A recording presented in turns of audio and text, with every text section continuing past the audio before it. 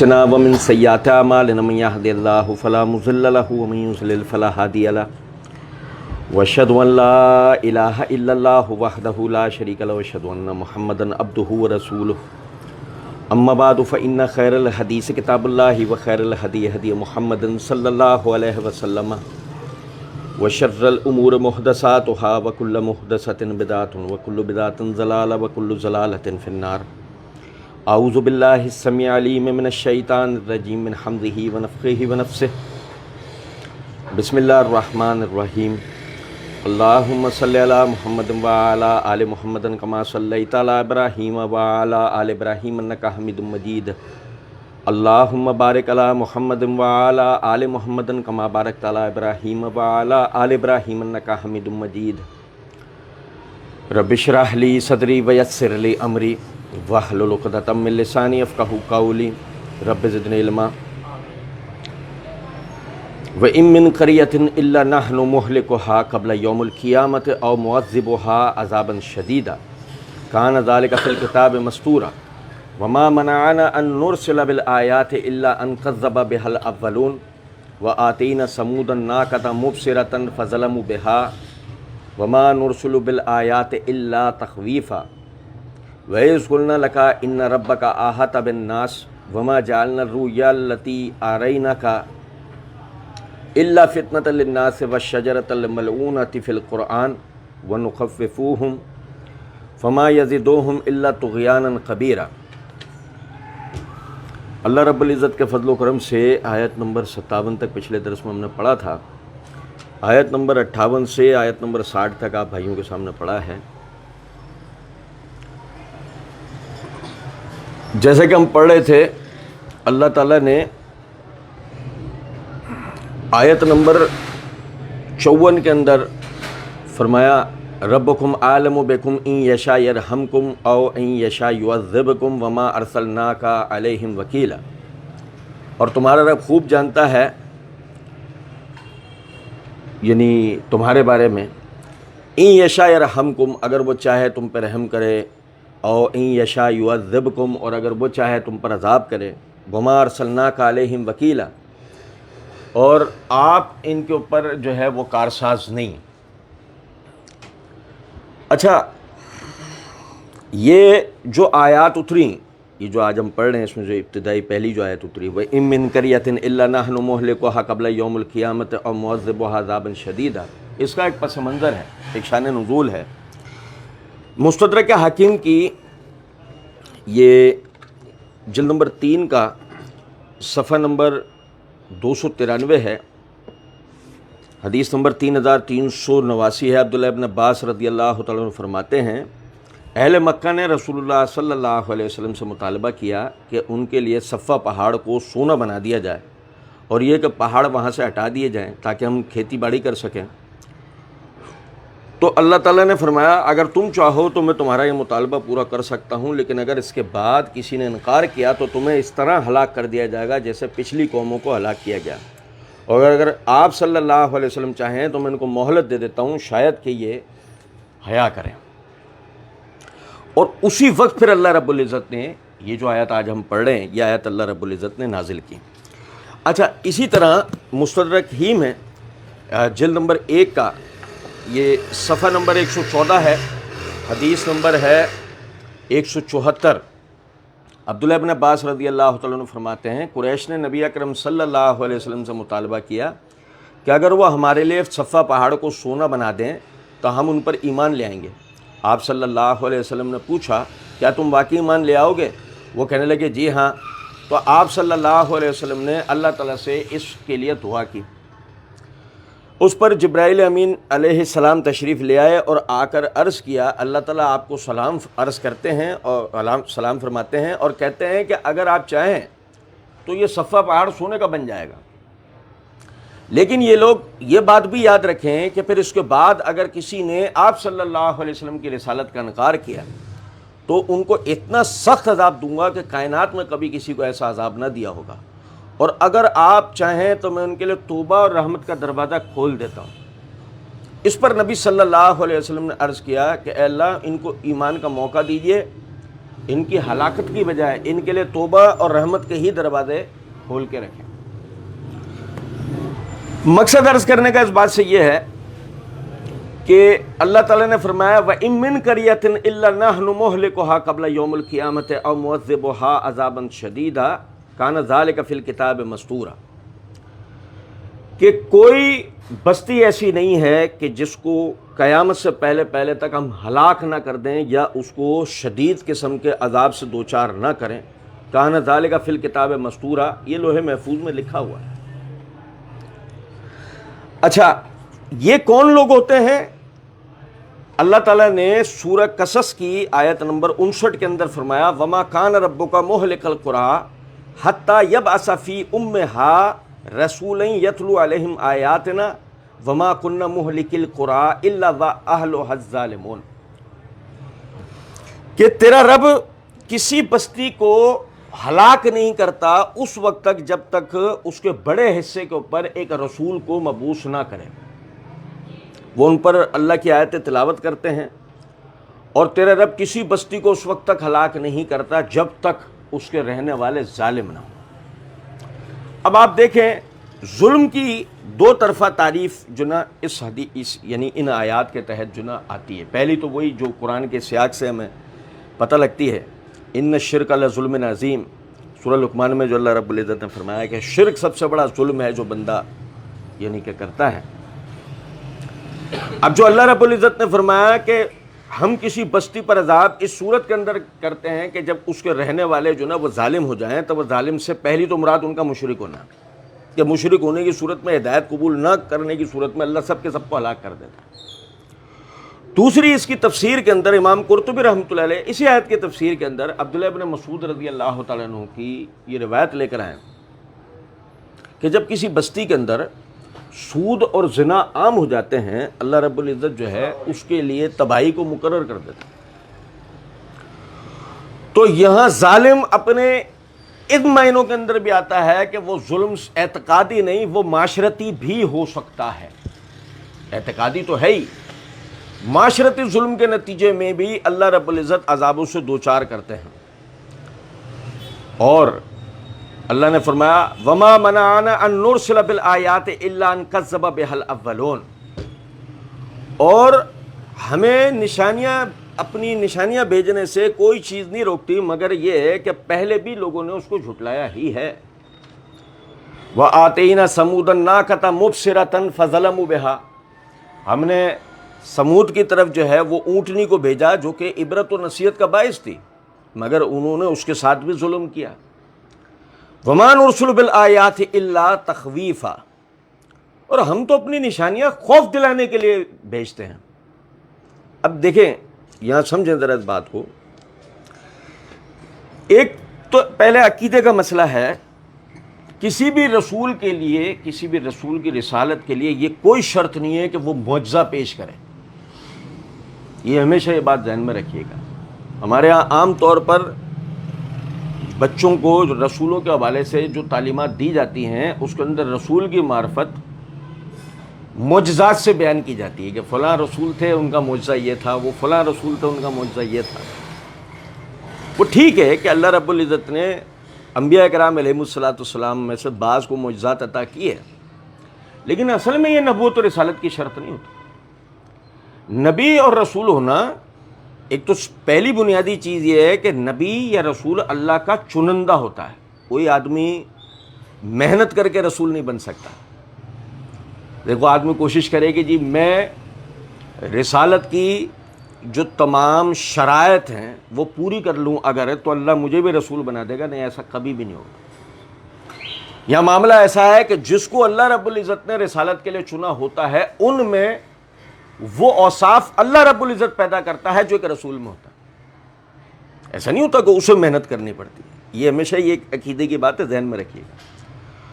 پھر اس پر جو مستضاد ہے، جو واضح طور پہ ایک چیز نظر آنا ہے، وہ ہے اللہ کی طرف سے اس پر وحی نازل ہونا۔ بس بات دی اینڈ ہے اس کے اوپر، اللہ کی طرف سے اس پر وحی آتی ہے، اس کے ثبوت ہے، یہ رسول ہے۔ پھر یہ سلسلہ آ کے مکمل ہو گیا نبی اکرم صلی اللہ علیہ وسلم پر۔ اب آپ صلی اللہ علیہ وسلم کے بعد کوئی شخص رسول یا نبی کی حیثیت سے اب قیامت تک نہیں آنا، یہ سلسلہ ہو گیا ختم۔ پھر ہر دور کے اندر دیکھیں، میں آپ کو ایک اور روایت سے بتاتا ہوں، حالانکہ وہ بظاہر وہ اس آیت سے متعلقہ واقعہ نہیں ہے، وہ ایک الگ واقعہ اور اس سے عرصہ پہلے ہوا تھا، لیکن صرف ایک بات سمجھانے کے لیے بیان کر رہا ہوں۔ مسند ابی اعلیٰ کے اندر روایت ہے، وانذر عشیرتک الاقربین والی جو آیت ہے نا، جب نازل ہوئی کہ اپنے قریبی رشتہ داروں کو ڈراؤ، تو نبی صلی اللہ علیہ وسلم صفہ پہ تشریف فرما ہوئے اور آپ نے قریش کے تمام قبائل کو جمع کیا اور ان کو یعنی واعظ و نصیحت فرمانے لگے۔ تو بعض لوگوں نے یہ کہا کہ دیکھیں موسیٰ علیہ السلام تھے، اللہ رب العزت نے ان کو نیل عبور کروایا، عیسیٰ علیہ السلام تھے وہ مردے زندہ کر دیا کرتے تھے، سلیمان علیہ السلام کے قبضے میں جنات تھے، ہیں تم اگر اللہ کے رسول ہو تو یہ جس پہاڑ پہ تم کھڑے ہو یہ پہاڑ اگر سونے کا بن جائے تو یہ جو سردی اور گرمی کی مشقتیں کاروباری ہم اٹھاتے ہیں یہ ختم ہو جائے گی، اسی کو بیچ بیچ کے اپنا پورا کیا کریں گے۔ یا پھر تم اگر اللہ کے رسول ہو تو اللہ تعالیٰ سے دعا کرو یہ پہاڑ ہٹے، اس جگہ بارش ہو، زمین زرخیز ہو جائے، ہم کھیتی باڑی کریں اور اپنے لیے مختلف قسموں کی سبزیاں اگائیں، کھائیں بھی بیچیں۔ یا پھر ہمارے جو وہ مردہ جن کے نام سے تم بتا رہے ہو کہ ان پر یہ رسول بھیجے گئے اور انہوں نے جا کر توحید اور آخرت کی تعلیم دی ہیں، تم اللہ سے دعا کرو یہ مردے زندہ ہو جائے، ہم ان مردوں سے پھر بات کریں اور تمہارے متعلق بھی پوچھیں کہ بھئی تمہاری جو دعوت ہے یہ وہی دعوت ہے جو دعوت تمہارے پاس آنے والے رسولوں اور نبیوں نے دی تھی۔ نبی اکرم صلی اللہ علیہ وسلم نے اللہ تعالیٰ سے دعا کی۔ اب آپ یہاں نقطے کو سمجھیے گا، یہاں وہی بات ہے کہ ایمان لانے کے لیے شرط قائم کی جا رہی ہے کہ جی یہ شرائط ہو جائے نا پوری، ہم ایمان لے آئیں گے، جبکہ اصل بات یہ ہے وَمَا خَلَقْتُ الْجِنَّ وَالْإِنسَ إِلَّا لِيَعْبُدُونَ، ہم نے جنات اور انسانوں کو اپنی عبادت کے لیے پیدا کیا۔ آپ ایمان لائیں گے، نیک عمل کریں گے کسی شرائط پہ تھوڑی، اب تو پیدا ہی اس لیے کیا گیا تھا۔ شہد کی مکھی ایک دن ہڑتال میں بیٹھ جائے، ساری شہد کی مکھی کہ جی اب ہم شہد جب بنائیں گے جب ہماری یہ والی کام جو نا پورا ہو جائے گا، اس سے پہلے ہم شہد نہیں بنائیں گے، یہ ہماری انجمن کا فیصلہ ہے۔ بھائی ایسا ہو سکتا ہے؟ کبھی کائنات میں ایسا کبھی ہوا ہے منظر؟ یہ دیمک کہے بس آج کے بعد ہم لکڑی کترنا بند کر رہے ہیں جب تک ہماری یہ شرائط پوری نہیں ہو جاتی؟ نہیں سمجھے؟ اللہ تعالیٰ نے جس مخلوق کو بھی جس کام کے لیے تخلیق کیا وہ اس سے ایک لمحے کے لیے بھی پیچھے ہٹنے کو تیار نہیں ہے۔ اور آپ سمجھیں کہ جب ہم یہ کہیں کہ جی یہ اللہ تو کر دے پھر ہم جو نا ایمان لے کر آئیں گے، جیسے کہ آپ دیکھیں یہ نذر و نیاز کا جو عقیدہ ہوتا ہے، اب یہ نذر و نیاز کے عقیدے میں کیا ہے؟ صحیح بخاری کتاب القدر کے اندر حدیث ہے، نبی اکرم صلی اللہ علیہ وسلم نے فرمایا نظر تقدیر کو نہیں بدلتی۔ نظر، یہ نظر مراد نظر وہ نہیں ہے، نظر نیاز، نظر تقدیر کو نہیں بدلتی، مگر اللہ کنجوس کی جیب سے پیسہ نکالنا جانتا ہے۔ کیا مطلب ہے آپ سمجھیں؟ بھائی دیکھو اس سے ویسے کہا جا رہا ہے کہ تمہیں جو مال ملا ہے وَمِمَّا رَزَقْنَاهُمْ يُنْفِقُونَ، جو مال تمہیں ملا ہے اس سے تم اللہ کے راستے میں خرچ کرو گے، یہ تمہارے یعنی کہ یہ عبادات جس کے لیے تمہیں پیدا کیا گیا اسی کا ایک حصہ ہے۔ وہ کہتا ہے کہ اللہ میں یہ کام جب کروں گا جب تو میرا یہ کام کر دے گا۔ نظر ماننے والا یہی کہہ رہا ہوتا ہے نا کہ اللہ میں تیری نظر مانتا ہوں، یہ میرا کام ہو گیا 2 رکعت نفل پڑھوں گا، یا یہ کھانا کھلاؤں گا، یا یہ کروں گا، ہے نا ایسا؟ اب دیکھو حدیث میں کیا الفاظ ہیں کہ تقدیر کو یہ چیز تو کبھی نہیں بدلے گی، جو اللہ تعالیٰ نے آپ کے لیے لکھا ہے وہی ہوگا، لیکن اس کے نتیجے میں آپ خود کو ڈھارس بندھاتے ہوئے کیا کرو گے؟ وہ پیسہ جو پہلے خرچ کرنے کو تیار نہیں ہو اب وہ خرچ کرو گے۔ تو اللہ کنجوس کی جیب سے پیسہ نکالنا جانتا ہے۔ یہی یہاں پر معاملہ ہوا کہ جب انہوں نے شرائط رکھی تو اللہ رب العزت نے ساتھ ہی اپنی بھی شرط رکھی کہ یہ ذہن میں رکھیں کہ اگر وہ ایمان لے کر نہیں آتے پھر اس کے بعد تو ہم ان کو ایسے عذابوں سے دوچار کریں گے جو ان سے پہلے کائنات میں پھر کسی کو عذاب نہ ملا ہوا۔ پھر اللہ نے مثال دی ہے 2۔ پہلی مثال کیا؟ وَآتَيْنَا ثَمُودَ النَّاقَةَ مُبْصِرَةً فَظَلَمُوا بِهَا، سمود پہاڑوں کو تراش کے محلات اور قلعے بنا کے رہتے تھے. آج تک کی جو کنسٹرکشن ہے، آج تک کی جو پوری دنیا میں جو کنسٹرکشن ہوتی ہے، اس میں سب سے زیادہ سیفسٹ، محفوظ ترین اگر کوئی رہنے کی جگہ مانی گئی ہے تو عاد و سمود کے جو مسکن تھے نا، جو ٹھکانے تھے، وہ سب سے مضبوط مانے. وجہ بھائی وہ پہاڑوں کو تراش کے ان کے اندر رہتے ہیں. پہاڑوں پہ کس چیز کا اثر ہو سکتا ہے بتائیے مجھے. اب آپ سمجھیں، جب صالح علیہ السلام نے ان کے سامنے دعوت پیش کی، انہوں نے شرط رکھی کہ بھائی ہم آپ کے اوپر ایمان لے آئیں گے، یہ سامنے پہاڑ ہے نا سنگلاخ کا، یہ پھٹے، اس میں سے لال رنگ کی اونٹنی نکلے، وہ حاملہ ہونی چاہیے اور بچہ پیدا کرے نر. اب سنگلاخ جو پہاڑ ہے مضبوط ترین پتھروں میں سے ایک ہوتا ہے، یہ بغیر مشینری کے ٹوٹتا نہیں ہے. سمجھے ذرا بات. اب پہلا کیا ناممکن کہ پہاڑ پھٹے، پھر اس میں سے اونٹنی، اس وقت تک لال رنگ کی اونٹ کی نسل تھی ہی نہیں، لال اونٹنی نکلے اور وہ اونٹنی ہو. یعنی مطلب یہ کہ ایک جوان مخلوق کا مطالبہ کیا ہے انہوں نے، کسی کیڑے مکوڑے کا نہیں، کہ وہ نکلتے ہی وہ کیا ہو، یعنی اونٹنی، جوان بالغ اونٹنی، اور وہ حاملہ بھی ہو بغیر نر کے، بچہ پیدا کرے اور وہ بھی نر پیدا کرے. بظاہر دیکھا جائے تو انہوں نے اپنا دماغ بالکل صحیح استعمال کیا تھا کہ یہ ساری چیزیں ناممکنات میں سے نا بظاہر. دیکھیں یہ قانون قدرت کے مطابق نہیں ہے جو ہمارے ہاں بات کی جاتی ہے نا، نیچر ایک لفظ استعمال کیا جاتا ہے کہ جب ہم اللہ کی قدرت کو تسلیم نہ کریں اور کائنات کی چیزوں کو ہمیں تسلیم کرنا پڑے تو ہم وہاں ایک لفظ استعمال کرتے ہیں نیچر، قدرت. یہ لفظ غلط ہے، یہ لفظ غلط ہے. کچھ بھی نیچر نہیں ہے، سب اللہ کے حکم سے. کچھ بھی نیچر نہیں ہے، سب اللہ کے حکم سے. بہرحال پہاڑ پھٹا، اس میں سے اونٹنی نکلی، وہ حاملہ تھی، اس نے اسی وقت بچہ جنا اور وہ بچہ نر تھا. شرط پوری ہو گئی. اب ہونا کیا چاہیے تھا، وہ ایمان لے کے آئے. انہوں نے بجائے ایمان لانے کے، جیسے کہ ہم سورہ اعراف میں پڑھ چکے ہیں، انہوں نے یہ بات کہی کہ یہ تو کھلا جادوگر ہے. انہوں نے اسے جادو بنا دیا. ٹھیک ہے. اب نتیجتاً ہوا یہ کہ اللہ رب العزت نے ان کے ساتھ ایک آزمائش رکھ دی. دیکھو جب معجزے کا مطالبہ ہو اور تسلیم کرنا نہ کرے، وہیں سے آزمائش اسٹارٹ ہو جاتی ہے. اب ان کے ساتھ ایک آزمائش رکھ دی. آزمائش کیا؟ وہ گئی تالاب پر، پانی پینا شروع کیا. پیتے پیتے پیتے پیتے پیتے پیتے پیتے شام ہو گئی، سارے تالاب کا پانی ختم ہو گیا. وہ ابھی بھی پی رہی ہے، سارے تالاب کا پانی ختم ہو گیا. یہ کیا ہوا؟ یہ تو نشانی انہوں نے بھی نہیں مانگی تھی نا. ایک بات ہے، ایک اونٹنی سارے تالاب کا پانی پی گئی اور ابھی بھی وہ پانی مانگ رہی ہے، ادھر ادھر پانی کے لیے ڈھونڈ رہی، گھوم رہی ہے وہ. پھر یہ پانی لینے کے لیے دریا کی طرف گئے، وہ وہاں گئے اور دریا پر پانی پینا شروع کر، وہاں پانی پیے جا رہی ہے، پیے جا رہی ہے، پیے جا رہی ہے. اور سمجھ میں آ رہی ہے کچھ بات؟ اب تو انہیں ڈر بیٹھنا شروع ہو گیا کہ یہ تو ہمارا سارا پانی پی جائے گی.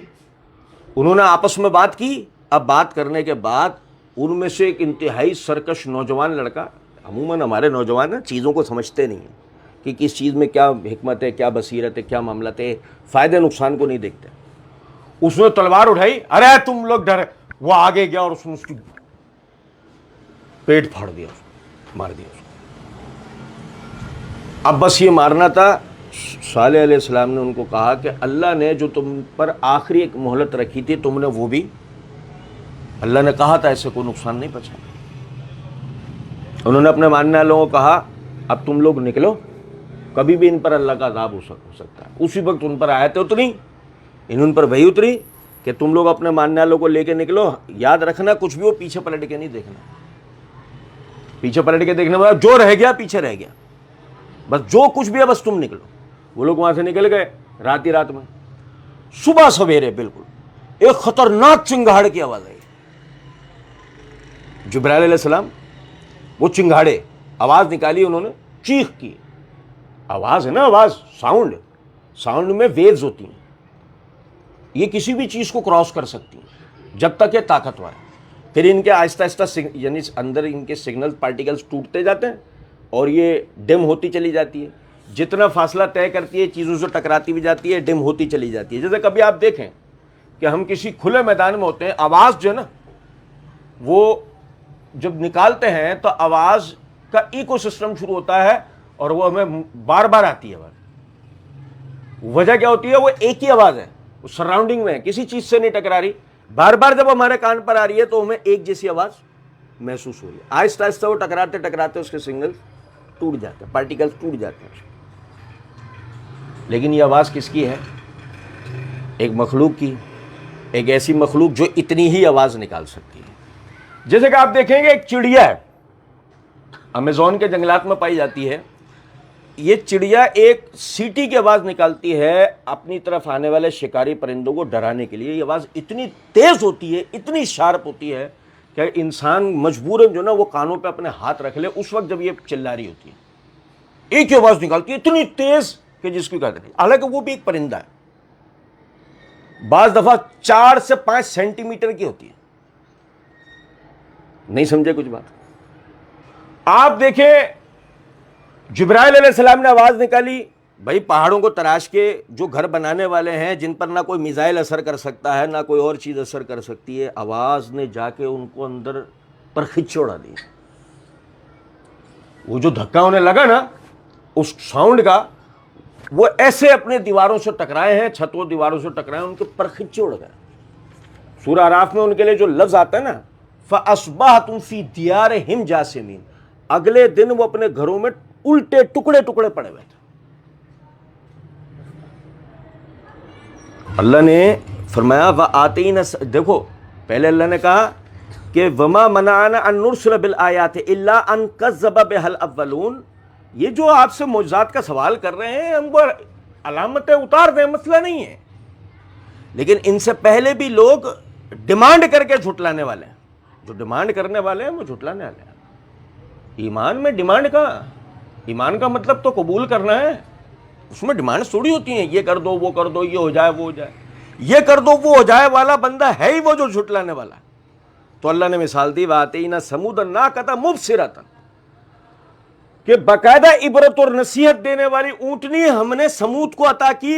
فَظَلَمُوا بِهَا, انہوں نے اس کے ساتھ ظلم کیا. وَمَا نُرْسِلُ بِالْآيَاتِ إِلَّا تَخْوِيفًا, ہم اپنی نشانیاں تو خوف دلانے کے لیے بھیجتے ہیں, ہم اپنی نشانیاں خوف دلانے کے لیے بھیجتے ہیں. آپ دیکھیں میں آپ کو بتاؤں, صحیح بخاری کے اندر یہ ابواب الکسوف ہے, امام بخاری رحمۃ اللہ علیہ نے اس پر باب قائم کیا, باب ذکر فی الکسوف, چاند گرہن سورج گرہن کی جو نماز ہوتی ہے نا اس کا بیان. اس کے تحت یہ حدیث نمبر 1059 ہے. ابو موسیٰ اشعری رضی اللہ تعالیٰ عنہ فرماتے ہیں کہ ایک دفعہ سورج گرہن ہوا, ایک دفعہ کیا ہوا؟ سورج گرہن ہوا. تو نبی اکرم صلی اللہ علیہ وسلم گھبرا کر اٹھے, آپ گھبرا کر اٹھے, اور وہ گھبراہٹ آپ نے بتائی. کیا گھبراہٹ؟ کہ کہیں قیامت قائم نہ ہو جائے, کہیں قیامت قائم نہ ہو جائے. آپ صلی اللہ علیہ وسلم مسجد تشریف لے گئے اور آ کر بہت ہی لمبا قیام, لمبا رکوع, لمبے سجدے کے ساتھ آپ نے نماز پڑھی. پھر یعنی وہ صحابی کہتے ہیں ہم نے نبی صلی اللہ علیہ وسلم کو اتنی طویل نماز پہلے کبھی پڑھتے نہیں دیکھا. یعنی آپ ویسے ہی عموماً طویل نماز پڑھتے تھے, تفصیل کا بھی موقع نہیں ہے, آپ کی نماز کا طول و عرض کے تو کیا کہنے, لیکن سورج گرہن کی نماز آپ اور بھی زیادہ طویل کر کے پڑھتے تھے, یعنی سورج چاند گرہن کی نمازیں. پھر آپ صلی اللہ علیہ وسلم نے فرمایا هذه الآیات التي یرسل اللہ عز وجل لا تکون لموت احد ولا لحیاتہ, یہ جو اللہ تعالیٰ نشانیاں بھیجتے ہیں نا, یہ نشانیاں کسی کے پیدا ہونے یا کسی کے مرنے کی وجہ سے نہیں ہوتی ہیں, ولیکن یخوف اللہ بہا عبادہ, لیکن اللہ اس کے ذریعے اپنے بندوں کو اپنا خوف دلاتا ہے. اللہ اس کے ذریعے اپنے بندوں کو اپنا سمجھیں بات کو. کیا کہا اللہ نے قرآن میں؟ وما نرسل بالآیات الا تخویفا, یہ جو ہماری نشانیاں ہوتی ہیں یہ نشانیاں خوف پیدا کرنے کے لیے ہوتی ہیں. یہ تھوڑی کہ آپ اس کے اوپر کسی قسم کا کوئی گھمنڈ یا تکبر کریں. آپ سمجھیں, میں آپ کو بتاؤں, دیکھیں غور طلب نکتہ ہے یہ نا. بظاہر یہ جو سورج چاند گرہن ہے یہ کیا ہے, ہم میں سے بچہ اس بات کو جانتا ہے کہ ہمارے اور اس یعنی کہ سورج کے درمیان یا چاند کے درمیان میں کوئی سیارہ ستارہ آ جاتا ہے, بس یہ اتنی بات ہے. سمجھے بات کو ہے نہیں, ہمارے یہاں ہر سائنس پڑھا ہوا بچہ یہ بات, ہر بھائی یہ بات جانتا ہے. تو یہ کوئی اس میں کوئی ایسی بات تھوڑی ہے, لیکن ہے وہ جو سمجھیں کہ پلانٹ ارتھ اور سن کے درمیان میں آ سکتا ہے, وہ ان دو سے بھی تو ٹکرا سکتا ہے. جو سفر کر کے ان کے درمیان آ سکتا ہے وہ ان دو سے بھی تو ٹکرا سکتا ہے. اگر وہ سورج سے ٹکرائے آپ کی انرجی ختم, اور اگر وہ زمین سے ٹکرائے تو آپ ختم. دونوں ہی صورتوں میں آپ کے لیے قیامت کا باعث ہے نا. اور نہیں سمجھے, آپ دیکھیں کہ بظاہر جس کو ہم نارمل لیتے ہیں, اللہ تعالیٰ اس نشانی کے ساتھ ہمیں کیا کرتا ہے, یخفف اللہ بہا عبادہ, اللہ اپنے بندوں کو اس کے ذریعے خوف دیتا ہے. اسی طرح آپ دیکھیں, نوٹ کر رہے ہوں گے کہ پچھلے کچھ عرصے سے ہمارے ملک کے مختلف علاقوں کے اندر زلزلوں کے جھٹکے محسوس کیے جا رہے ہیں. اسلام آباد میں, کراچی میں, مانسیرا میں, فلاں میں, اس جگہ. ہم وہ خبروں میں آئے دن پڑھتے رہے, اتنے اسکیل کا زلزلہ یہاں پیش آیا, اتنے اسکیل کا زلزلہ یہاں پیش آیا, یہ ہم خبریں پڑھتے رہتے ہیں نا. لیکن بعض دفعہ اس کو بحثت خبر پڑھ کے اور آگے نکل جاتے ہیں کہ جب ہم نے دیکھ لیا نا کہ کوئی لمبی چوڑی تباہی کی خبر نہیں ہے, اموات کی خبر نہیں ہے, بس پڑھا اور آگے نکل گئے. آپ سمجھیں اگر لمبی چوڑی تباہی یا اموات ہو تو یہ تو عذاب کی صورت ہے, لیکن اگر لمبی چوڑی تباہی یا اموات کا معاملہ نہیں ہوا ہے تو پھر اس کا مطلب یہ اللہ نے خوف دلایا ہے نا. تو ہونا کیا چاہیے تھا کہ آپ فوراً اللہ کے حضور سجدہ ریز ہوتے ہیں, اللہ سے اپنے گناہوں کی معافیاں مانگتے ہیں. سمجھ رہے ہیں بات کو نہیں؟ دیکھو یہ میرے ہاتھ میں التمہید لابن عبد البر ہے, اس کی یہ جلد نمبر 2 کا صفحہ نمبر 145 ہے. صفیہ بنت شیبہ رضی اللہ تعالی عنہا, حفصہ رضی اللہ تعالی عنہ کی خادمہ تھیں. وہ کہتی ہیں زلزلت المدینہ تو علی عہد عمر رضی اللہ تعالیٰ عنہ کے دور میں نا مدینے میں زلزلہ آیا. حتی استقت السرر, یہاں تک کہ چارپائیاں ہل گئیں, ہل گئیں. فقام فحمد اللہ واثنى علیہ, عمر رضی اللہ تعالیٰ عنہ منبر پہ تشریف فرما ہوئے, اللہ کی حمد و ثنا بیان کی. ثم قال, پھر فرمایا, ما اسرع ما احدثتم واللہ لئن عادت لاخرجن من بین اظہرکم, مجھے ایسا لگتا ہے تم نے کوئی نیا کام کیا ہے. تم نے کوئی کیا ہے نیا کام؟ جو اللہ کے نبی صلی اللہ علیہ وسلم بتا کے گئے ہیں, جو کچھ بھی بتا کے گئے ہیں, تم نے اس کے سوا کچھ کیا ہے. بھائی خلیفۃ المسلمین وہ اللہ کے حمد و ثنا بیان کر رہے ہیں لوگوں کو, اور وہ یہ کہہ رہے ہیں کہ مجھے لگتا ہے تم نے کوئی نیا کام کیا ہے. واللہ لئن عادت, اللہ کی قسم اگر تم نے دوبارہ کیا, لاخرجن من بین اظہرکم, میں تمہاری کمرے کوڑوں سے چھیل دوں گا. اب کیا سمجھ میں آئی بات؟ آپ سمجھیں یہ ہے مسلمانوں کا حکمران. پہلے زلزلہ نہیں آیا, پہلے کبھی زلزلہ نہیں آیا. اللہ کے رسول جب تک رہے آپ کی برکت کی وجہ سے کبھی زلزلہ نہیں آیا, لیکن آج زلزلہ آیا ہے. تو آج بھی صاحب برکت لوگ تو موجود ہیں. صحابہ زندہ تھے نا, خود عمر زندہ ہے نا. اور نہیں سمجھ میں آئی کچھ بات؟ لوگوں کو مخاطب کر کے کیا کہہ رہے ہیں, تم نے کوئی نیا کام کیا ہے. ہم نے تو ہزاروں کر لیے, آپ دیکھیں کیفیت یہ ہے, مختلف قسموں کے نشانیوں کے ذریعے اللہ رب العزت روز کی بنیاد پر ہمیں خوف دلا رہے ہیں. بھائی دیکھیں, سمجھیں, نبی اکرم صلی اللہ علیہ وسلم دعا کیا کرتے تھے, اے اللہ میں آپ کی پناہ مانگتا ہوں بھوک سے. کس سے؟ روزے میں آدمی بھوکا نہیں ہوتا, روزے میں آدمی بھوکا نہیں ہوتا, مگر یہ جو بھوک ہے روزے والی, یہ اللہ کی رضا کے لیے, یہ عادت میں نہیں ہے, یہ ہماری شریعت کی عادت نہیں ہے. ہماری شریعت نے بھوکا رہنے کو کبھی بھی عبادت قرار نہیں دیا, جیسے عیسائیت میں, جیسے صوفیت میں. سمجھے ہیں بات کوئی نہیں؟ اے اللہ میں آپ کی پناہ مانگتا ہوں بھوک سے, غریبی سے. کس سے؟ غریبی سے. آپ سمجھیں ذرا اس بات کو. نبی صلی اللہ علیہ وسلم کی حدیث ہے ابو داؤد کے اندر, آپ صلی اللہ علیہ وسلم نے فرمایا امیر مسلمانوں سے 1000 سال پہلے غریب مسلمان جنت میں داخل کیے جائیں گے. امیر مسلمانوں سے 1000 سال پہلے غریب مسلمان جنت میں داخل کیے.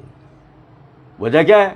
امیروں کو اللہ رب العزت نے طرح طرح کی نعمتیں دی نا, وہ تو حج کرنے میں بھی کامیاب ہو گئے ہے بھائی, وہ تو جہاد کرنے میں بھی کامیاب ہو گئے, وہ صدقہ و خیرات میں بھی کامیاب ہو گئے, وہ مہنگی قربانیوں میں بھی کامیاب ہو گئے. ایسے ہی انہوں نے مسجدیں بنوا دی, انہوں نے اور خیر کے کام کر لیے, لیکن غریب بیچارہ وہ تو صرف نمازیں پڑھتا رہا, روزے رکھتا رہا. ایسے ہی ہوتا ہے نا عام طور پہ. لیکن اللہ رب العزت نے اس کی نیت کی وجہ سے, خوف خدا کی وجہ سے اس کو ان سے بھی پہلے جنت کے اندر داخل کرے گا. اس سے کیا پتہ لگا؟ غریبی بظاہر زحمت نہیں, نعمت ہی ہے, ایک طرح سے وہ نعمت ہی ہے.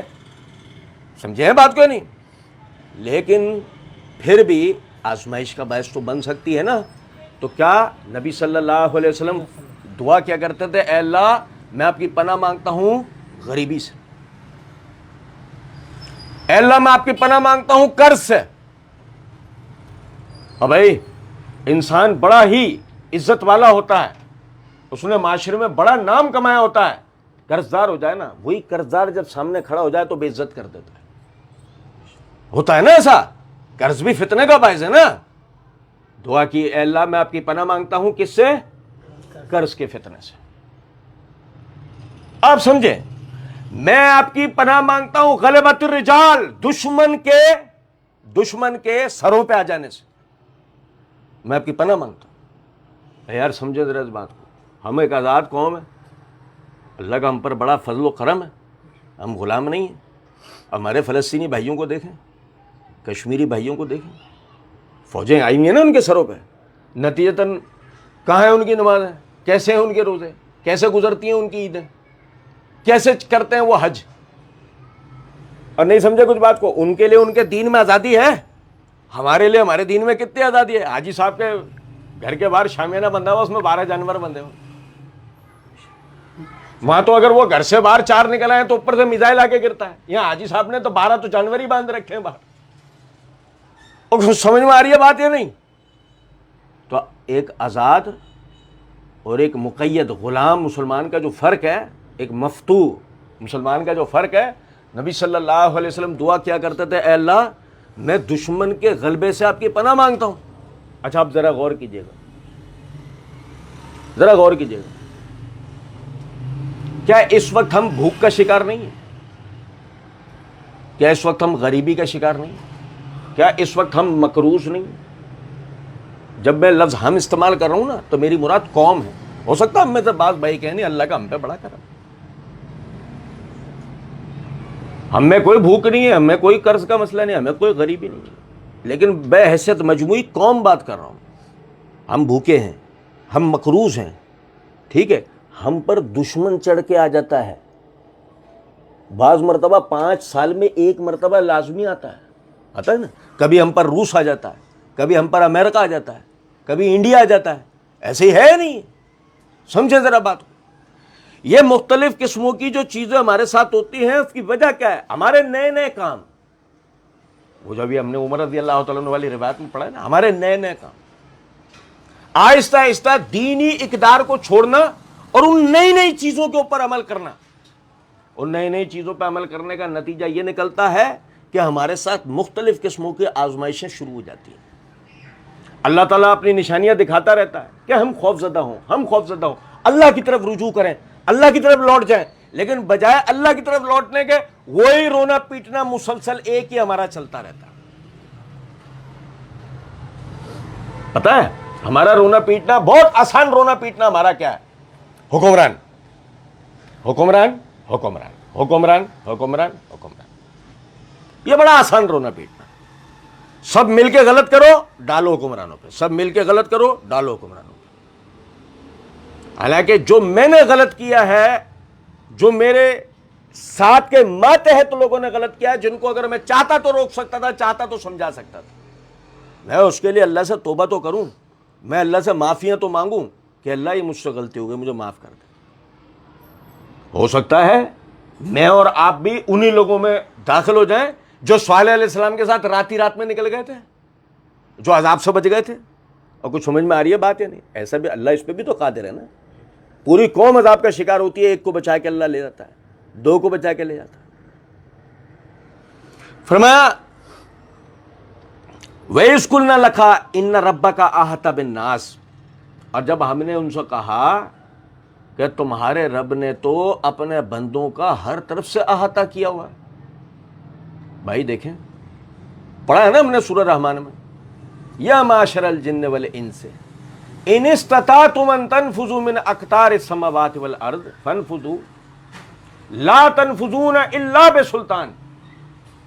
اے انسانوں اور جنات کی جماعتوں، تم زمین اور آسمان کے کناروں سے نکل بھاگنے کی کوشش کرو، بغیر اللہ کی قوت تم یہ کر سکتی؟ آپ دیکھیں کہ انسان ہو یا جنات، سب کو اللہ نے گھیر رکھا ہے، کوئی اللہ کی قدرت سے بھاگ سکتا نہیں، بھاگ سکتا. اللہ نے اپنی مخلوقات کا احاطہ کیا ہوا.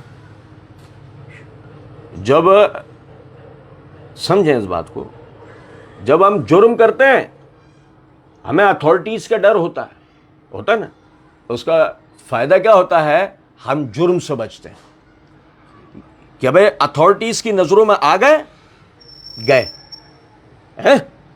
وہ پنکی کا بعد میں دیکھیں گے، لیکن فی الحال ہم گئے. سمجھے ہیں کچھ بات کیا نہیں؟ اچھا، اسی طریقے سے آپ دیکھیں اللہ بصیر ہے، اور وہ بھی کس طرح؟ علیم ہے. وہ صرف بصیر تھوڑی ہے، وہ علیم بھی ہے. یعلم ما بین ایدیہم وما خلفہم، میں تمہارے ماضی کو بھی جانتا ہوں، تمہارے مستقبل کو بھی جانتا ہوں. ان اللہ بما تعملون خبیر، بے شک جو کچھ بھی تم کرتے ہو اللہ اس سے باخبر. ان اللہ علیم بذات الصدور، اللہ تمہارے سینوں میں چھپی ہوئی باتیں جانتا ہے. وہ تو تم کرو گے تو بعد میں نا، جب نظر آنا شروع ہوگا. اس سے پہلے جب تم نے ارادہ بنایا اس وقت اللہ جانتا ہے تم یہ کرنے جا رہے ہو. کیمرے کی آنکھ آپ کو دیکھ رہی ہے، اس سے زیادہ ڈرنے والی بات یہ ہے کہ اللہ آپ کو دیکھ رہا ہے. بھائی کیمرے کی آنکھ آپ کو دیکھ رہی ہے کا مطلب کیا ہوتا ہے؟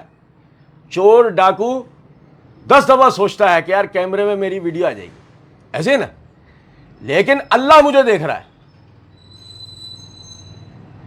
وہ ویڈیو تو اریز ہو سکتی ہے، یہ ویڈیو تو اریز بھی نہیں ہوگی.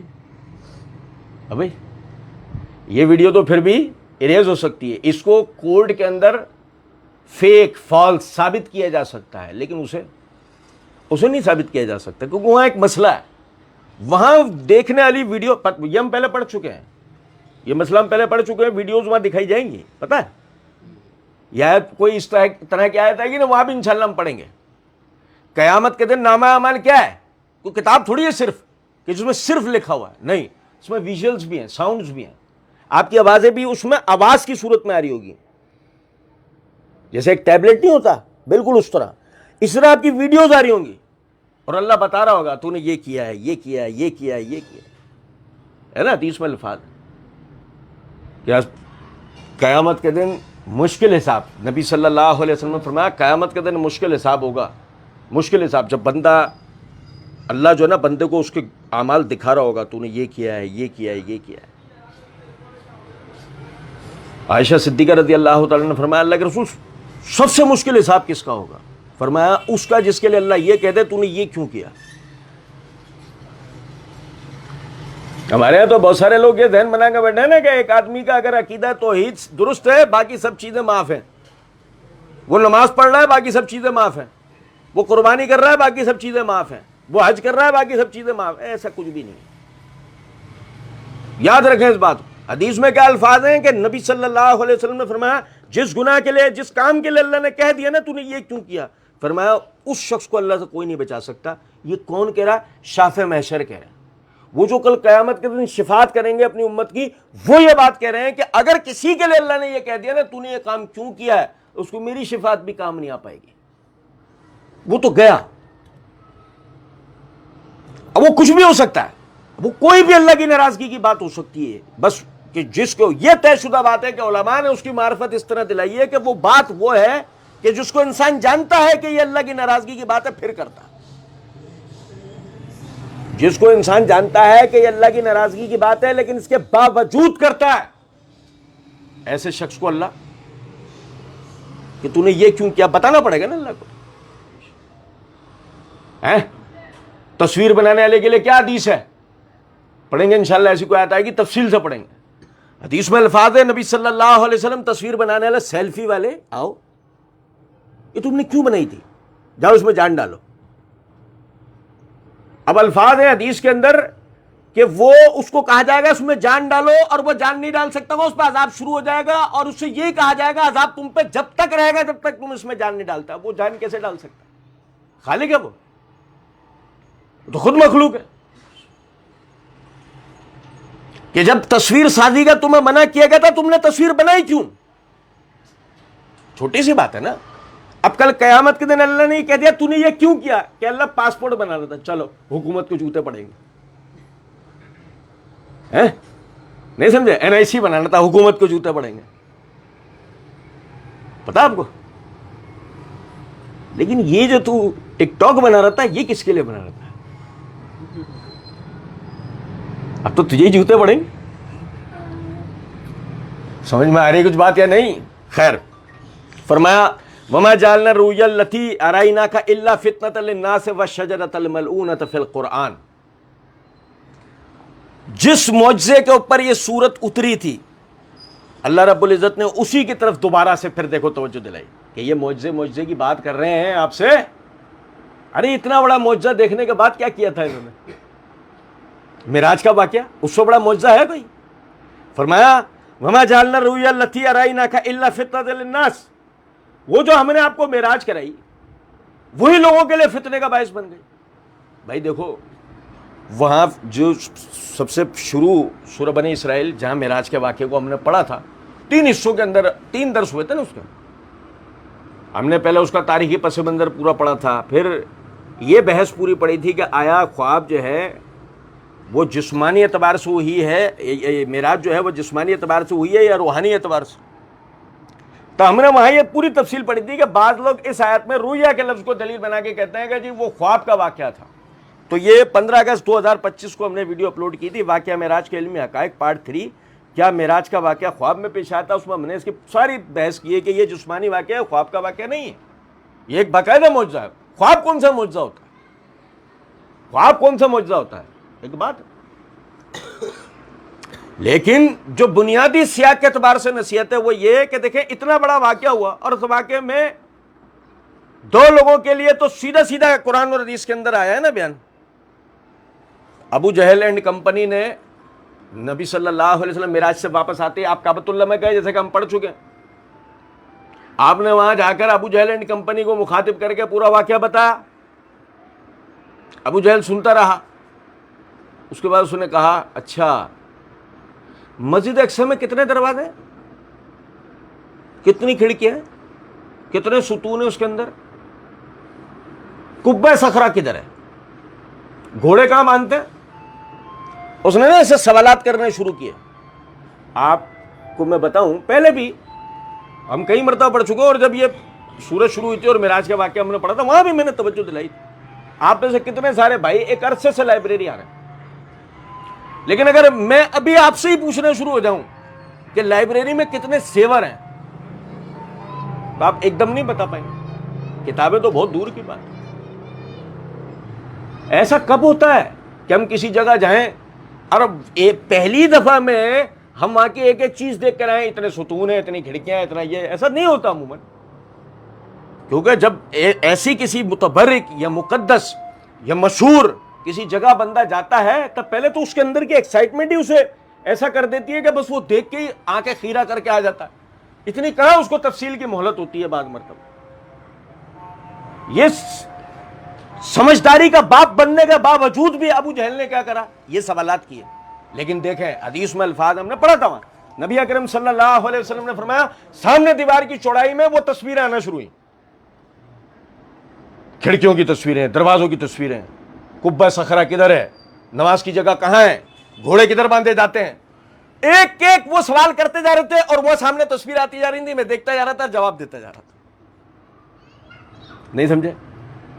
اس سب کے باوجود ابو جہل وہاں سے اٹھا، ابو بکر صدیق رضی اللہ تعالیٰ عنہ کے دروازے پہ گیا. دروازہ بجا، ابو بکر باہر آئے، کہنے لگے بات سنو، ایک شخص تم سے کہے کہ میں کل رات مسجد حرام سے مسجد اقصیٰ گیا. بھائی مسجد حرام سے مسجد اقصیٰ گیا، وہاں سے گیا پہلے آسمان پہ، دوسرے، تیسرے، چوتھے، پانچویں، چھٹے، ساتویں، اور پھر رات میں ہی واپس آ گیا. کیا تم یقین کرو گے؟ ابو بکر نے کہا نہیں. کیا کہا ابو بکر نے؟ نہیں. کیا کہا ہے ابو جہل نے؟ ایک آدمی کہے.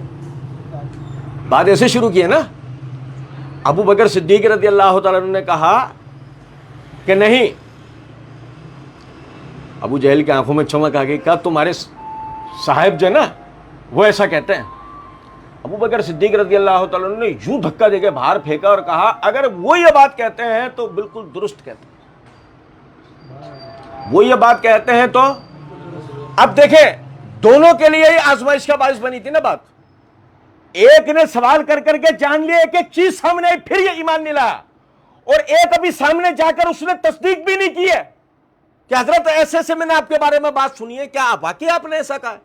صرف نام آیا کہ نبی صلی اللہ علیہ وسلم ایسا کہہ رہے ہیں، آپ نے کہا ہے، وہ تو پھر بات ایسی ہوگی. ابو جہل کہنے لگا ابو بکر تم کیسے یہ بات مان سکتے ہو؟ کہنے لگے ہم تو اس سے مشکل بات پر ایمان لا کے بیٹھے ہوئے کہ اللہ کی طرف سے ان پر پیغامات اترتے رہتے ہیں. تو ایک دفعہ کے سفر کو لے کے ہم سے سوال کر رہا ہے اور نہیں سمجھے کچھ بات کو. بھائی تو جو ایک دفعہ وہ اپنی سفر کی بات کر رہے ہیں، تو کہہ رہا ہے کہ جی یہ تم کیسے مان سکتے ہو؟ ہم تو اس سے مشکل چیز ماننے بیٹھے ہوئے کہ وہ کہتے ہیں صبح اور شام فرشتہ ان کے پاس وحی لے کر آ رہا ہے.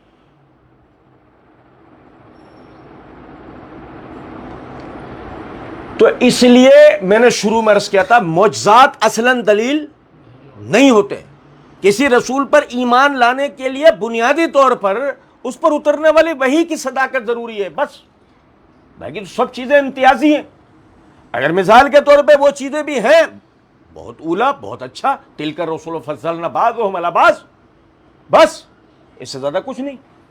یہ تھوڑی ہے کہ ایک رسول معجزہ کر کے دکھائے گا جب بھی ہم اس کے اوپر ایمان لائیں گے.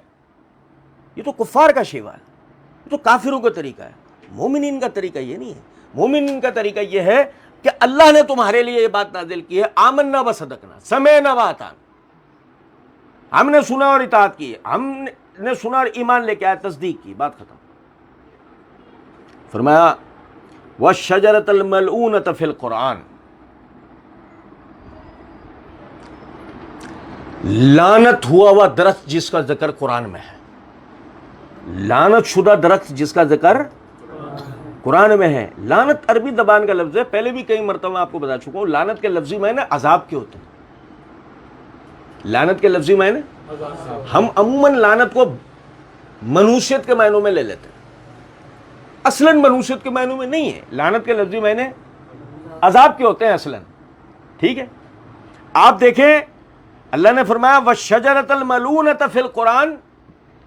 یہ معراج کا واقعہ لوگوں کے لیے فتنے کا باعث بنا. بعض اس پہ ایمان لائے اور بعض نے کفر کیا. اور وہ جو فتنے کے ساتھ ساتھ ان کے لیے ایک اور چیز بھی ہوئی جس کا ذکر قرآن میں ہے، شجرۃ الملعونہ. اب شجرۃ الملعونہ کیا ہے؟ آپ دیکھیں سورہ صافات کی آیت نمبر 63 سے لے کے 66 تک اللہ رب العزت نے فرمایا اذالک خیر نزلا ام شجرۃ الزقوم. اللہ تعالیٰ نے جنتوں کا ذکر کیا، اس میں موجود نعمتوں کا ذکر کیا اور فرمایا کہ یہ مہمان نوازی تمہارے لیے بہترین ہے، یہ مہمان نوازی تمہارے لیے بہترین ہے ام شجرۃ الزقوم، یا کیکر کا درخت۔ کس کا درخت؟ کیکر۔ دیکھا ہے ریگستان میں کانٹوں والا جو درخت ہوتا ہے، جس میں چاروں طرف سے بس کانٹے نکلے ہوتے ہیں، بعض دفعہ وہ 3 سینٹی میٹر سے لے کے اور 5 انچ تک کا کانٹا ہوتا ہے، اور ہر کانٹے کے اندر یہ صلاحیت ہوتی ہے نوک والے حصے پر کہ اگر جسم کو لگ جائے 3 دن تک بخار چڑھا رہتا ہے، اس میں اتنا زہر ہوتا ہے، اور اگر مسلسل وہ کانٹے کسی کو مارے جاتے رہیں اس آدمی کی موت بھی واقع ہو سکتی ہے، زہر کا اثر زیادہ ہو جانے کی ہے۔ سمجھے ہیں کچھ بات؟ فرمایا اذالک خیر النزلا ام شجرۃ الزقوم، یہ جنت والی مہمان نوازی زیادہ بہتر ہے یا کیکر کا درخت؟ ان جعلناها فتنۃ للظالمین، ہم نے اس کیکر کے درخت کو لوگ ظالم قسم کے لوگوں کے لیے، جن کا بھی ہم پڑھ رہے تھے، آزمائش کا باعث بنایا۔ انہا شجرۃ تخرج فی اصل الجحیم، یہ درخت جہنم کی جڑوں سے نکلتا ہے۔ تھوڑا تھوڑا آپ بھائی آگے آگے آ جائیں۔ فرمایا انہا شجرۃ تخرج فی اصل الجحیم، یہ جو درخت ہے جہنم کی زمین سے اس کی جڑیں نکلتی ہیں۔ طلعھا کأنہ رؤوس الشیاطین، آپ میں سے جن بھائیوں نے یہ درخت دیکھا ہے، عجیب و غریب قسم کے نا اس کے منہ نکلے ہوتے ہیں کانٹوں والے۔ کبھی اس کو رات کے اندھیروں میں، ریگستان میں جائیں، رات کے اندھیروں میں کبھی اس درخت کو دیکھیں، ستاروں کی روشنی منعکس ہوتی ہے نا، جب اس سے ایک روشنی کا منظر بنتا ہے، آپ کو ایسا لگے گا کوئی مونسٹر، کوئی بلائیں کھڑی ہوئی ہیں۔ اور سمجھ میں آ رہی ہے کچھ بات ہے؟ نہیں، عجیب و غریب قسم کے کوئی درندے، ہاتھی، ایسے کھڑے، یہ ان کی شکلیں، ان کی شباہتیں ایسی ہوتی ہیں اوپر سے ان کے تنوں کی۔ اللہ تعالیٰ نے فرمایا طلعھا کأنہ رؤوس الشیاطین، ان کے منہ ایسے ہوتے ہیں جیسے شیطانوں کے سر، ان کے منہ ایسے ہوتے ہیں جیسے، اور یہ میں بتا دوں، یہ وہ اللہ جو ہمیں پہچان کرا رہا ہے نا، یہ وہ ریگستان والے کی کر کے درخت کی نہیں کرا رہا، جہنم والے کی کرا رہا ہے۔ ہم تو اس سے سمجھنے کی کوشش کر رہے ہیں جو ریگستان میں ہوتا ہے، جو جہنم والا ہے نا وہ تو بہت خطرناک ہے۔ فرمایا فَإِنَّهُمْ لَآكِلُونَ مِنْهَا فَمَالِئُونَ مِنْهَا الْبُطُونَ، جب جہنمی لائے جائیں گے تو بطور مہمان نوازی ان کو یہ درخت کھانے کو پیش کیا جائے گا، کھاؤ، اس درخت کو کھاؤ۔ اور جب وہ اسے کھائیں گے، اللہ نے فرمایا فَمَالِئُونَ مِنْهُ الْبُطُونَ، یہ درخت ان کے پیٹ پھاڑ پھاڑ کے باہر آ جائے گا۔ بھئی کانٹے ہیں نا، آپ ان کو نگلنے کی، چبانے کی کوشش کرو گے منہ پھاڑ دے گا، اور یوں ہی نگلنے کی کوشش کرو گے سارا اندر سے پھاڑتا ہوا ہاتھ اوجڑیاں لے کے باہر آ جائے گا وہ تو، سمجھے؟ سارا کانٹوں میں بھرا ہوا ہے نا، اندر سے سب کچھ چیر کے رکھ دے گا۔ فرمایا فَإِنَّهُمْ لَآكِلُونَ مِنْهَا فَمَالِئُونَ مِنْهَا الْبُطُونَ ثُمَّ إِنَّ لَهُمْ عَلَيْهَا لَشَوْبٌ مِّنْ حَمِيمٍ، یہ اپنی ہی آتے پکڑے کھڑے ہوں گے۔ وہ صحیح بخاری کے اندر حدیث میں الفاظ ہے نا کہ سب سے پہلا شخص جو بت، حبل کا بت گھسیٹ کے لے کر آیا تھا مکے کے اندر، نبی صلی اللہ علیہ وسلم نے اس کا نام لے کے، ابھی میرے نام ذہن میں نہیں ہے، نبی صلی اللہ علیہ وسلم نے اس کا نام لے کے کہا کہ میں اس وقت اس کو جہنم کے اندر دیکھ رہا ہوں، وہ اپنی آنتیں اٹھائے پھر رہا ہے، وہ اپنی آنتیں اٹھائے جہنم میں پھر رہا ہے۔ تو وہ کیوں آنتیں اٹھائے جہنم میں پھر رہا ہے؟ اس کو بطور مہمان نوازی کیا کھلایا گیا؟ شجرۃ الزقوم، کیکر کا درخت۔ اور فرمایا ثم ان لہم علیہا لشوب من حمیم، جب وہ کھا لیا، اب پیاس لگ رہی ہے، پانی پلایا جائے گا کھولتا ہوا، پیو، اس کو نگلنا ہے، پیو کھولتا ہوا پانی، کیا اشر ہونا ہے۔ تو اللہ رب العزت نے فرمایا کہ یہ جو انبیاء کرام علیہم السلام سے ایمان لانے کے اوپر شرائط رکھتے ہیں، معجزات کا سوال کرتے ہیں، یوں کر دو تو مان لیں گے، یہ ہو جائے تو مان لیں گے، ایسے لوگوں کے لیے ہم نے کیا رکھا ہے؟ شجرۃ الملونۃ فی القرآن، لعنت زدہ عذاب والا درخت جس کا ذکر قرآن میں ہے۔ وَنُخَوِّفُوهُمْ، ہم ان باتوں سے ابھی سے خوف دلا رہے ہیں کہ کام ایسے مت کرو۔ وَنُخَوِّفُوهُمْ، یہ تھوڑی ہے، یہ سمجھیں ذرا اس بات کو، بھائی دونوں قسم کے باتیں بتا دی نا اللہ نے، دنیاوی عذاب اخروی عذاب دونوں بتا دیے نا۔ ایسا کہیں بھی نہیں ہے کہ آپ نے اللہ کے اوپر واجب کر دیا ہے، لازم کر دیا ہے کہ وہ آپ کو جہنم کا ہی عذاب دے گا، وہ دنیا میں آپ کو نہیں پکڑ سکتا، ایسا تھوڑی ہے۔ اللہ چاہے تو آپ کو دنیا میں پکڑ لے، اور اللہ چاہے تو آپ کو آخرت میں بھی ساتھ پکڑے۔ دیکھو نا منافقین کا ذکر کرتے ہوئے سورہ توبہ میں اللہ رب العزت نے فرمایا سنعذبہم مرتین ثم یردون الی عذاب عظیم، ہم انہیں دنیا میں دو دو بار قبر کا عذاب دیں گے اور آخرت میں بڑے عذاب کی طرف لوٹائیں گے۔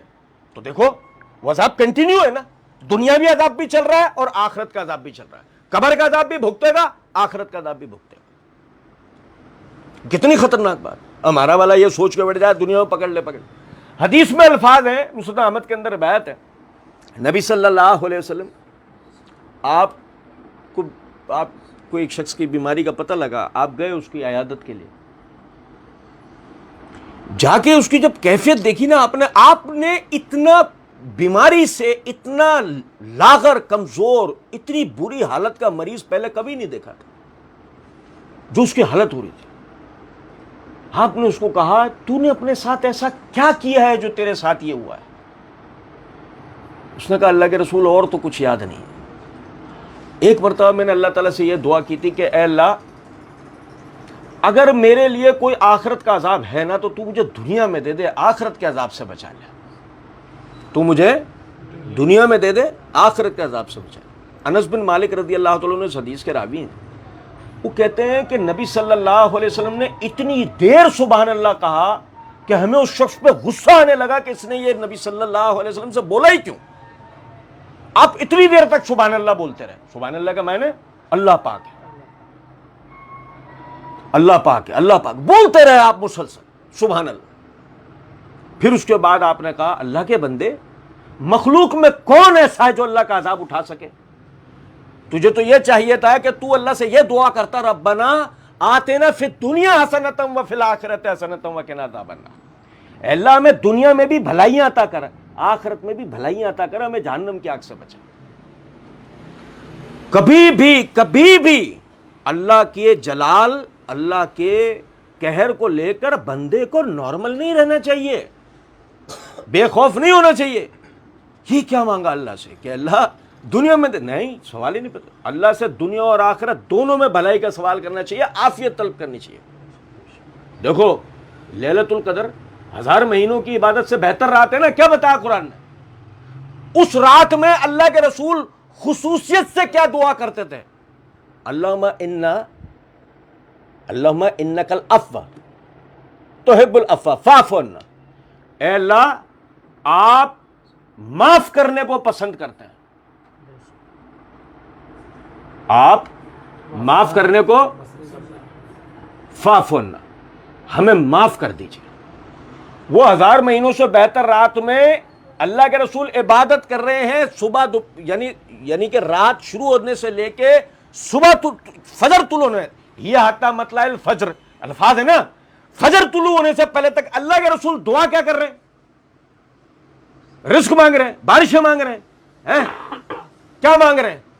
شفا مانگ رہے ہیں، قرض سے نجات مانگ رہے ہیں؟ نہیں، ایک ہی دعا مانگ رہے ہیں، اللہم انک تحب العفو فاعف عنا، اے اللہ آپ معافی کو پسند کرنے والے ہیں، آپ ہمیں معاف کر دیں۔ بس اللہ سے ہمیشہ معافی کا سوال کرنا چاہیے۔ اللہ کے عذاب کو کوئی آدمی نہیں اٹھا سکتا، اور اللہ کے عذاب سے کبھی بھی بندے کو بے خوف نہیں ہونا چاہیے۔ جب کوئی بھی ہم اللہ کی نشانی دیکھیں وہ کہ جو خوف دلانے والی ہے، جیسے کہ میں نے ابھی مثال کے طور پہ بتایا، ہر آنے والے مہینے ہم یہ سن رہے ہیں نا، فیصل آباد میں زلزلے کے جھٹکے محسوس کیے گئے، اسلام آباد میں زلزلے کے جھٹکے محسوس کیے گئے، اور بھائی یہ اللہ تعالیٰ ہمیں خوف دلا رہا ہے، اس کو کبھی بھی نارمل نہیں لینا چاہیے۔ فوراً اللہ کے حضور اول تو ہمیں مسجدوں میں اہتمام کرنا چاہیے باقاعدہ یہ صلاۃ الکسوف کا، لیکن ہمارے یہاں چونکہ اس مسئلے میں اختلاف ہے کہ یہ صرف سورج چاند گرہن کے لیے ہی نماز اللہ کے رسول نے پڑھی ہے، اس کے علاوہ کسی عذاب کے لیے آپ نے نہیں پڑھی، تو اس صورت میں بندہ اپنے طور پہ انفرادی 2 رکعت نفل پڑھے مغفرت کی نیت سے، اور اللہ تعالیٰ سے معافی کا سوال کرے کہ اللہ ہمیں اپنے عذابوں سے بچا، ہمیں عافیت عطا کر، ہمیں معاف کر دے، ہمارے صغیرہ کبیرہ سارے ظاہری باطنی سب گناہوں کو معاف کر دے۔ یہ اللہ تعالیٰ سے ہر فرض نماز کے بعد بھی دعا کرنی چاہیے۔ نبی صلی اللہ علیہ وسلم کی حدیث ہے اللہ کو اپنے بندے کے 2 وقت خالی ہاتھ لوٹاتے حیا آتی ہے، ایک ہر فرض نماز کے بعد اور ایک رات کے آخری حصے میں۔ رات کا آخری حصہ کیا ہے؟ تہجد کا حصہ، جب ہم صلاۃ اللیل پڑھتے ہیں۔ فرمایا فما یزیدوہم الا طغیانا کبیرا، کفار کا شیوہ کیا بتایا کہ ہم انہیں خوف دلاتے ہیں، بجائے خوف زدہ ہونے کے ان کی کیفیت کیا ہوتی ہے؟ فما یزیدوہم الا طغیانا کبیرا، ان کا سرکشی ہی اور زیادہ بڑھتی ہے۔ آپ دیکھیں، میں بلکہ آپ گھروں پہ جا کے اگر وقت ہو نا تو یہ جو وہ سیلاب کیا نام تھا وہ جو آیا تھا، یہ نہیں جو یہ جزیروں والے اس سے بہت سارے بہہ گئے تھے، سونامی، اس سونامی کا جو سیلاب آیا تھا نا، اس کی ویڈیوز جو نا ذرا گوگل پہ دیکھیے گا، آپ کو اس میں نا کچھ ویڈیوز ایسی ملیں گی کہ لوگ باقاعدہ بیچز کے اوپر، جزائر کے اوپر، جزیروں پہ جا کے پارٹیاں کر رہے تھے۔ یعنی کہ محکمہ موسمیات نے الرٹ جاری کر دیا ہے کہ سونامی نامی سیلاب آ رہا ہے، اور اس سیلاب کو انجوائے کرنے کے لیے لوگ بیچز پر پہنچ گئے تھے۔ آپ کو پتا ہے ابتدا کے اندر جو اموات ہوئی ہے نا، وہ سیلاب جو بہا کے جو لوگوں کو لے گیا، 200-300 افراد جو مرے، وہ یہی لوگ مرے، انہیں بھاگنے تک کا موقع نہیں مل پایا، وہ اتنی بڑی بڑی لہریں آئیں، وہ سب کچھ بہا کے لے گئیں۔ اب آپ سمجھیں مسئلہ کیا تھا، فرض کریں وہی میں نے جیسے عرض کیا، میرے آپ کے کانوں پہ زلزلے کی خبریں آ رہی ہیں، میرے آپ کے کانوں پہ سیلابوں کی خبریں آ رہی ہیں، ہم اللہ تعالیٰ سے توبہ نہیں کر رہے، ہم کیا کر رہے ہیں؟ آپ کے سامنے پچھلے سال کا واقعہ ہے، یہ مانسیرا، یہ آپ کا سوات والی سائیڈ کے اوپر سے ریلا آ رہا تھا، وہ ایک فیملی کراچی کی، وہ پورے کو پورا آپ سیلفی بنائیں گے، ویڈیو بنائیں گے، وہ گھس گئے تھے اندر، سب کو بھاگ کے لے گئے تھے، ویڈیو ہے نا، کوئی بچا تھا اس میں زندہ؟ مسئلہ سارا یہ ہے کہ اصل میں جس طرح اللہ پر ایمان لانے کا حق ہے نا، ہم اس طرح ایمان نہیں لاتے۔ ہمیں اللہ تعالیٰ اپنی بعض نشانیاں دکھاتا ہے اپنی قدرت سمجھانے کے لیے، بعض نشانیاں دکھاتا ہے خوف ہمارے اندر پیدا کرنے کے لیے۔ یہ زلزلے، سیلاب، یہ کوئی ایسی نشانیاں نہیں ہیں جس میں بندہ بے خوف اور نڈر ہو جائے، یہ ایسی علامتیں اور نشانیاں ہیں کہ اگر صرف کان میں بھی آواز پڑے نا کہ وہ ریلا آ رہا ہے، عبداللہ شاہ صحابی بچا لیں گے، وہ بچا لیں گے، تو نماز پڑھنے چلا جا۔ سمجھ میں آ رہی ہے بات یا نہیں؟ وہ بچا لیں گے، وہ بات کی بات ہے، تو جا، تو نماز پڑھ، اللہ سے توبہ کر اپنے گناہوں کی۔ آندھی آنے والی ہے، بارش آنے والی ہے، اتنی بارش آنے والی ہے۔ اب وہ پتہ ہے نبی صلی اللہ علیہ وسلم بارش کو بہت پسند کرتے تھے۔ سنن ترمذی کے اندر حدیث ہے کہ نبی اکرم صلی اللہ علیہ وسلم نے بارش ہوتے ہوئے اپنے آگے کے بٹن کھولے، قمیض اوپر کی، اور بارش پہ کھڑے ہو گئے۔ صحابہ، کیونکہ آپ بڑے نظیف تھے، یاد رکھیں نبی صلی اللہ علیہ وسلم جو نا بڑی نظیف طبیعت کے مالک تھے، آپ کبھی بھی کوئی ایسی حرکت نہیں کرتے تھے جو خباثت والی، ناپاکی والی، نعوذ باللہ، یا چھچورے پن والی، آپ بڑی سنجیدہ مزاج تھے۔ جب آپ نے یہ عمل، صحابہ تو حیران رہ گئے نا، اور آپ بڑے حیا والے بھی تھے، تو سوال کیا کہ اللہ کے رسول آپ نے یہ کیوں کیا؟ تو نبی صلی اللہ علیہ وسلم نے فرمایا، دیکھ نہیں رہے ہو، یہ اللہ کے پاس سے رحمت، اللہ کے پاس سے نعمت، اللہ کے پاس سے مغفرت لے کر آئی ہے۔ یہ سے مراد بارش، یہ اللہ کے پاس سے رحمت مغفرت لے کے آئی ہے۔ میں چاہتا ہوں کہ میں اللہ کی رحمت و مغفرت خود پہ ڈالوں۔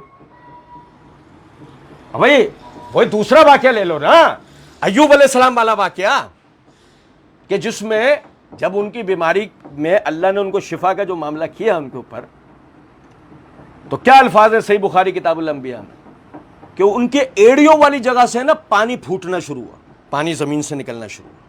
جب وہ اتنا چشمہ نما پانی بن گیا تو اللہ تعالیٰ نے ایوب علیہ السلام کو کہا اس میں غسل کر لیجیے۔ ایوب علیہ السلام نے جیسی غسل کر کے باہر آئے اس میں سے تو جسم پر سے بیماری کے تمام اثرات، بڑھاپے کے تمام اثرات، کمزوری کے تمام اثرات، حتیٰ کہ سفید بال سیاہ ہو چکے تھے. بالکل جس کیفیت میں جوانی میں جو وہ بیماری لگی تھی، جس کیفیت میں آپ بیمار ہو کر اس حال تک پہنچے تھے، اللہ تعالیٰ نے سب کچھ آپ کا واپس لوٹا دیا، دوبارہ اسی کیفیت پہ پہنچایا. اور آسمان سے سونے کی تتلیاں گرنا شروع ہوئی.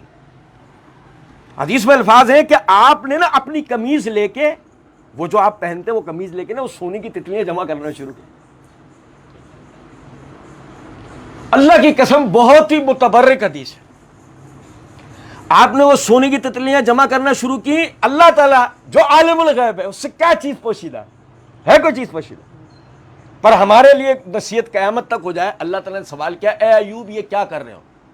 یعنی جو قرآن میں آتا ہے کہ موسیٰ علیہ السلام کو اللہ تعالیٰ نے کہا تلک بیمینک یا موسیٰ، اے موسیٰ تیرے دائیں ہاتھ میں کیا ہے؟ اللہ کو نہیں پتا تھا ان کے دائیں ہاتھ میں کیا ہے. وہ قیامت تک ہم لوگوں کو نصیحت مل جائے کہ کیا اللہ کی شان، کیا اللہ کی قدرت. تلک بیمینک یا موسیٰ، اے موسیٰ تیرے دائیں ہاتھ میں کیا ہے؟ اللہ یہ چھڑی ہے جس سے میں پتے جھاڑتا ہوں اپنے بھیڑ بکریوں کے لیے. وہ اژدہا بن گئی. وہ کیا بن گئی؟ موسیٰ نے اس کی حقیقت بتائی کہ وہ حقیقت کیا ہے، وہ تو چھڑی ہے. لیکن اللہ کی بادشاہت دیکھو وہ کیا بن گئی. اسی طرح وہ جب گر رہے تو پوچھا اے ایوب یہ کیا کر رہے ہو؟ کہ اللہ آپ کی رحمت سمیٹ رہا ہوں، آپ کی رحمت سمیٹ رہا ہوں. اب اللہ کی رحمت کو کوئی سمیٹ سکتا ہے؟ لیکن یہی بشر ہونا ہے. اللہ کی نعمت کے مقابلے میں بشر کی کوئی حیثیت نہیں ہے. اللہ سے اس کی نعمت، اس کی رحمت کا سوال کرتے رہنا چاہیے. اس کے عذابوں سے بے خوف نہیں ہونا چاہیے. جب بھی کوئی نشانی، جب بھی کوئی چیز اللہ کی طرف سے آئے، ہمیں فوراً جو ہے بجائے اس کے کہ ہم اس سے انجوائے کریں، ہمیں اللہ سے ڈرنا چاہیے، توبہ استغفار کرنی چاہیے، ہمیں نماز پڑھنی چاہیے، 2 رکعت نفل مغفرت کی نیت سے پڑھ کے دعا کرنی چاہیے، اللہ ہمارے تمام صغیرہ کبیرہ گناہوں کو معاف فرما دیجئے، ظاہری باطنی گناہوں کو معاف کر دیجئے، ہمیں دنیا کے عذاب سے بھی بچا، آخرت کے عذاب سے بھی بچا، غریبی سے، مفلسی سے، تنگی سے، پریشانی سے، دشمن کے غلبے سے، ہر چیز سے ہمیں محفوظ کر. اللہ رب العزت سمجھنے اور عمل کرنے کی توفیق دے. وما علینا الا